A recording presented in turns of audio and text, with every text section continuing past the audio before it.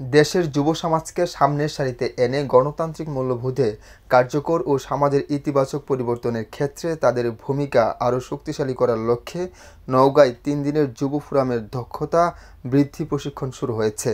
Democracy ওয়াচের উদ্যোগে ও আস্থা প্রকল্পের আওতায় আয়োজিত এই প্রশিক্ষণটি দামাইরহাট উপজেলায় যুব ফোরামের সদস্যরা অংশগ্রহণ করেছে। প্রশিক্ষণটি নওগাঁ বেডু ট্রেনিং সেন্টারে ২৯ সেপ্টেম্বর থেকে ১ অক্টোবর পর্যন্ত চলবে। এতে যুব নেতৃত্বের বিকাশ, সংবেদনশীল ও অসাম্প্রদায়িক সমাজ গঠনে তাদের ভূমিকা ও সামাজিক যোগাযোগ মাধ্যমের সঠিক ব্যবহার নিয়ে বিশদ আলোচনা ও প্রশিক্ষণ দেওয়া হবে।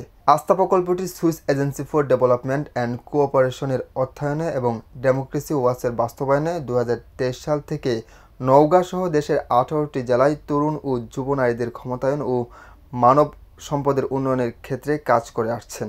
রূপান্তরের কারিগরি সহায়তা প্রকল্পটি নওগাঁ জেলার বিভিন্ন উপজেলায় কার্যক্রম পরিচালনা করছেন। এই প্রকল্পের মূল লক্ষ্য হচ্ছে গণতান্ত্রিক প্রক্রিয়ায় নাগরিকদের সক্রিয়ভাবে সম্পৃক্ত করা এবং সামাজিক উন্নয়নে তাদের নেতৃত্ব নিশ্চিত করা। এই প্রশিক্ষণের মাধ্যমে যুবকরা জাতীয় যুবনীতি ২০১৭ সম্পর্কে সচেতন পাবে এবং বাস্তবায়নে সক্রিয়ভাবে অংশগ্রহণ করতে পারবে।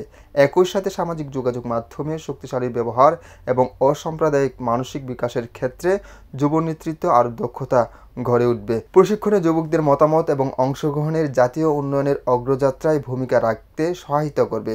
এই আয়োজনের প্রথম দিনে প্রশিক্ষণের বিভিন্ন দিক নিয়ে আলোকপাত করেন senior field officer Rima Akter. তিনি যুব নেতৃত্বের গুরুত্ব এবং সমাজে তাদের ভূমিকার প্রতি বিশেষ জোর দেন।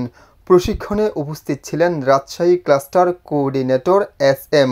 মহিউদ্দিন মঈন, নওগাঁ জেলা কোঅর্ডিনেটর কামাল হোসেন শাহ এবং senior field officer Abdul Mannaf. এই কর্মশালায় যুব সমাজকে শক্তিশালী নেতৃত্বের ভূমিকা পালনে সহায়ক হবে এবং তাদেরকে একটি উন্নত অসাম্প্রদায়িক সমাজ গঠনে দিক নির্দেশনা দেওয়া হবে। একে নুমান, আমার বার্তা, নওগাঁ।